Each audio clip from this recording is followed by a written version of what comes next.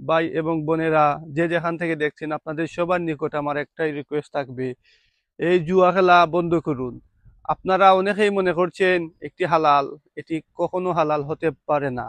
অ্যাপসের মাধ্যমে ঘরে বসে জুয়া খেলছেন, হ্যাঁ, তরুণরা খেলছেন, তরুণীরা খেলছেন। আমি দেখলে খুবই অবাক হয়ে যাই।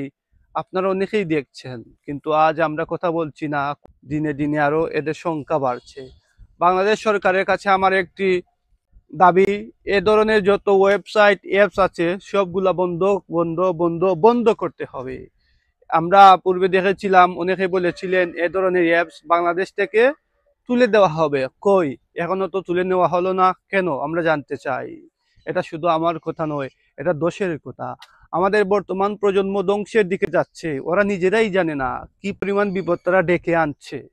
আজ দেখেন ভাই, ঘুমিয়ে ঘুমিয়ে, ঘরে বসে, বন্ধুদের সাথে বসে বসে, আড্ডায় বসে বসে, বাজারে বসে, বিভিন্ন জায়গায় বসে এই জুয়া খেলছে অ্যাপসের দ্বারা।